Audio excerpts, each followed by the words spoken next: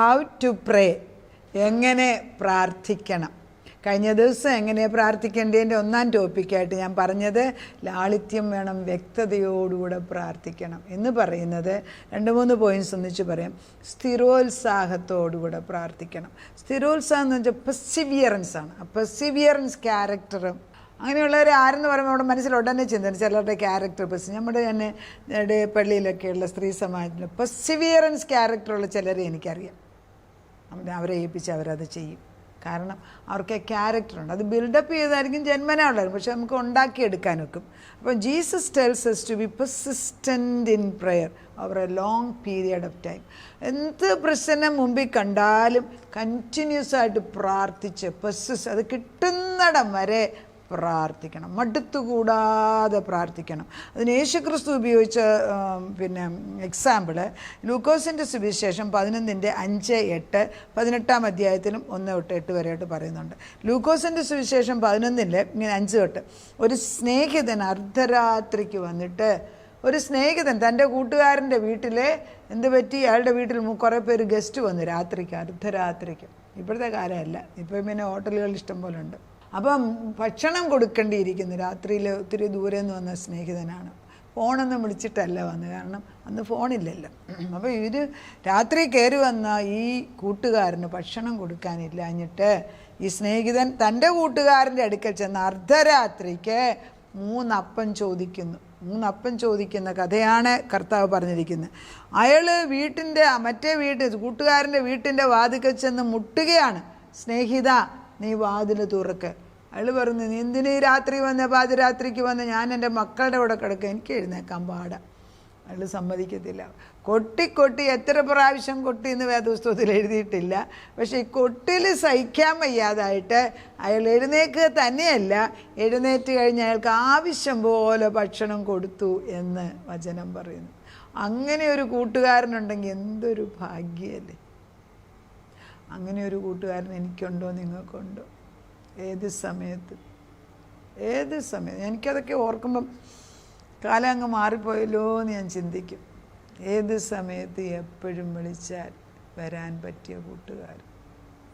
നമുക്ക് ഈ കാലങ്ങളിൽ പറയാൻ പ്രയാസം, പിന്നെ ഇല്ലെന്ന് ഞാൻ പറയുന്നില്ല, വളരെ കുറച്ച്. ആദ്യമൊക്കെ വരും, കുറച്ച് പേർക്കും മടുക്കും. പക്ഷെ ഇത് ഒരിക്കലും മടുക്കാത്ത ഒരാൾ അതെൻ്റെ യേശുവാണ്. എപ്പോൾ വിളിച്ചാലും, സന്ധ്യയ്ക്കും രാത്രിക്കും പകൽ എപ്പോൾ വിളിച്ചാലും ഓടി വരും. ആ ഒരു സ്നേഹം അടുത്തറിയാതെ നമ്മൾ അവിടെ ഇവിടെ നടക്കല്ലേ. ആരുടെയൊക്കെയോ ഉള്ളിൽ നിന്ന് ഭാരങ്ങളങ്ങ് അഴിഞ്ഞു പോകുന്നതായിട്ട് ദൈവം കാണിക്കുകയാണ്. കർത്താവ് പറയുന്നത് സ്ഥിരോത്സാഹം ഉണ്ടായിരിക്കണം.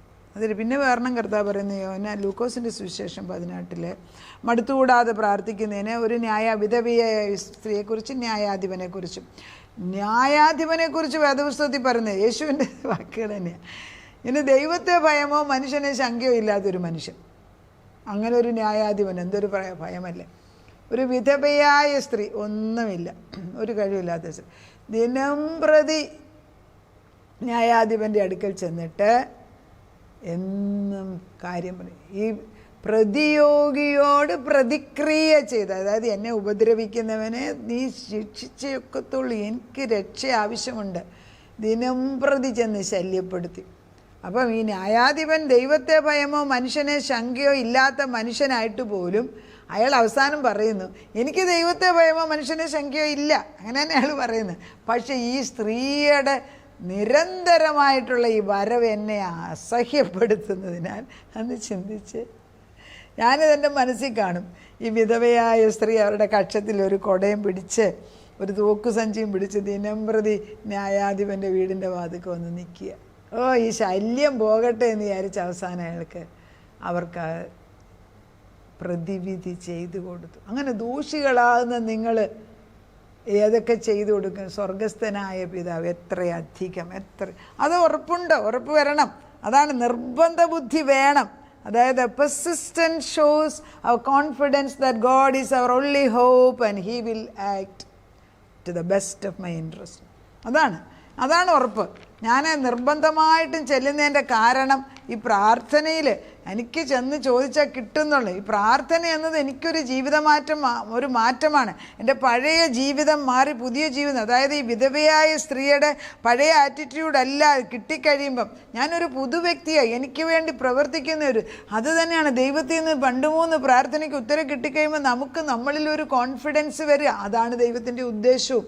ഞാൻ ആരെന്ന് മനസ്സിലാക്കിക്കുകയാണ്, എൻ്റെ ദൈവം ആരെന്ന് മനസ്സിലാക്കണം, ഞാനെന്ന് അപ്പോൾ കർത്താവ് പറയുന്നുണ്ടല്ലോ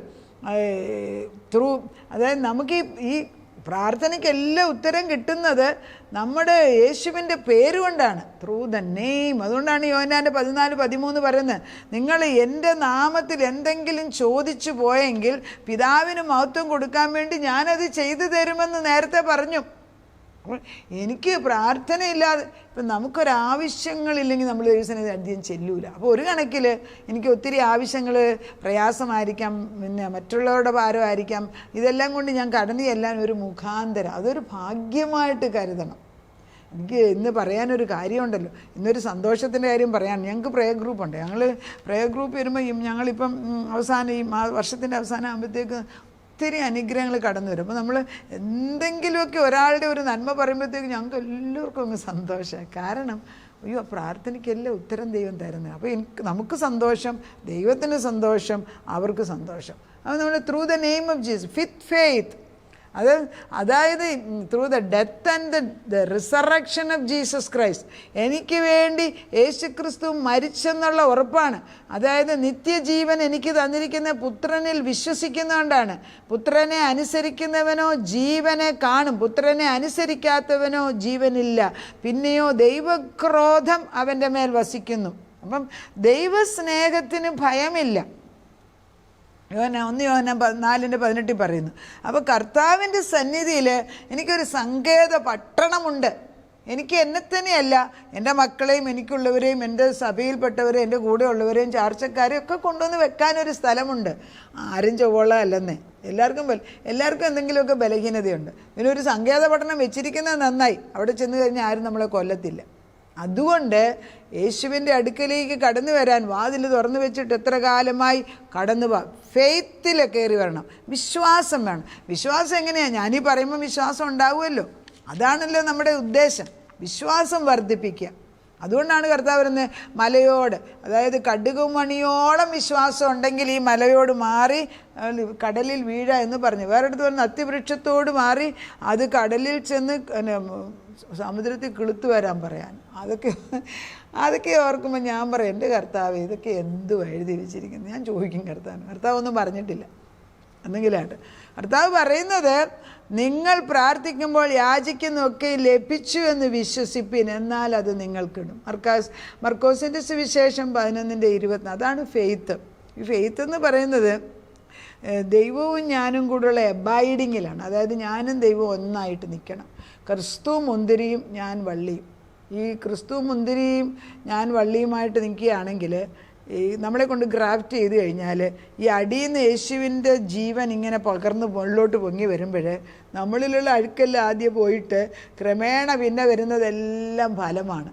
മുന്തിരിക്കോല ഈ വിൻ്റർ കഴിയുമ്പോൾ ആദ്യമായിട്ട് നമ്മൾ മുന്തിരി പൂക്കുന്നത് നോക്കാം. ഇലയല്ല ആദ്യം വരുന്നത്, പിന്നെ ഇങ്ങനെ നിറച്ചിങ്ങനെ മുന്തിരിങ്ങയുടെ ആ ചെറിയ ബഡാണ് ആദ്യം വരുന്നത്. കഴിഞ്ഞിട്ടാണ് അതിൻ്റെ അടിയിൽ കുറച്ച് ഇല വരുന്നത്. അത് കാണാൻ ഒരു പ്രത്യേക ഭംഗിയാണ്. അങ്ങനെയാണോ നമ്മുടെ ജീവിതം? ഇന്നത്തെ പ്രാർത്ഥന not in the power of man, മനുഷ്യൻ്റെ കഴിവുകൊണ്ടല്ലെന്ന് അത് സമ്മതിക്കണമല്ലോ. അത് കർത്താവ് വളരെ സങ്കടത്തോടെ എന്നോട് ഒരു ദിവസം പറഞ്ഞത്.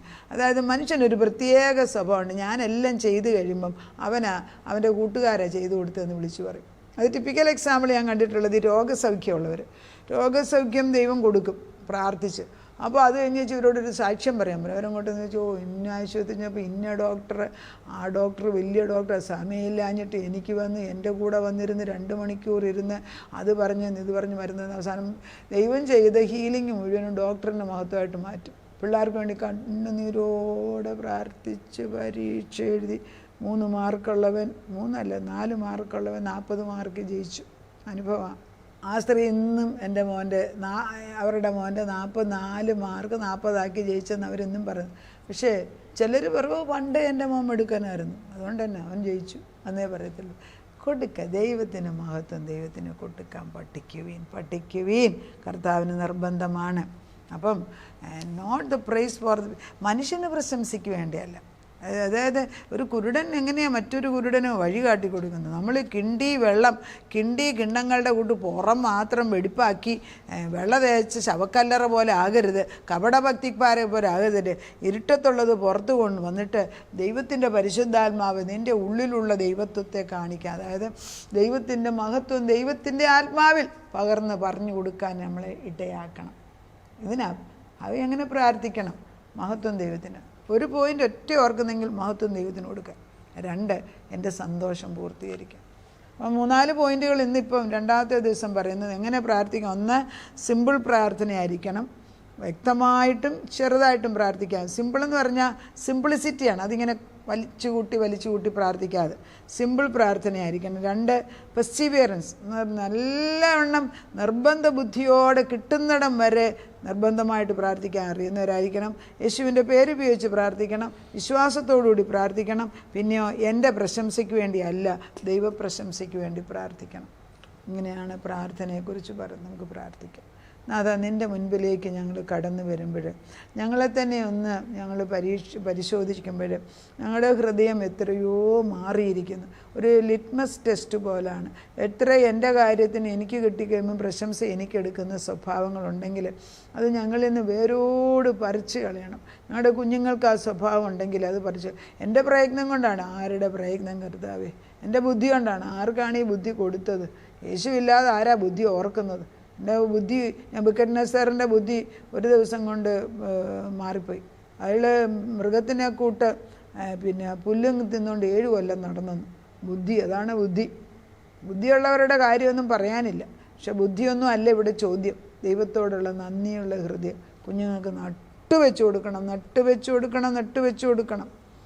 മുന്തിരിയയിലോട്ട് മുന്തിരിയാകുന്ന വള്ളി കൊള്ളാത്ത എല്ലാം എടുത്ത് വെട്ടിക്കളഞ്ഞേച്ച് തീക്കകത്തിട്ട് കരിച്ചു കളഞ്ഞേച്ച് അതിനകത്ത് ചൊവ്വുള്ളത് എടുത്ത് വെച്ച് മുന്തിരിയോട് ഗ്രാഫ്റ്റ് ചെയ്ത് വെക്കുന്നു. ഞങ്ങളുടെ കുഞ്ഞുങ്ങൾ, മക്കൾ, മരുമക്കൾ, കൊച്ചുമക്കൾ, ഞങ്ങൾ പ്രാർത്ഥിക്കുന്ന അനേകർ ഭർത്താക്കന്മാർ, ഭാര്യമാർ, അപ്പനപ്പന്മാർ, ഇതിലൊക്കെ ഈ സ്വഭാവം. ചിലതൊക്കെ ചെറിയ അപ്പച്ച, ചിലത് നല്ലത്, ചിലതല്ല. അതെല്ലാം ചെത്തി വെടിപ്പാക്കി നിന്നേക്ക് കൊണ്ടുവന്നിട്ട് നിറച്ച് മുന്തിരി ഉണ്ടാകാനിടയാകട്ടെ. ഫലം അനുഭവിക്കട്ടെ. വിളവെടുപ്പിൻ്റെ സമയമായല്ലോ. നാഥൻ അത് ചെയ്യുന്നതിന് സ്തോത്രം. പ്രാർത്ഥന കേട്ട് ഉത്തരം തന്നതിന് നന്ദി. യേശു ക്രിസ്തുവിൻ്റെ പുണ്യനാമത്തിൽ തന്നെ. ആമേൻ.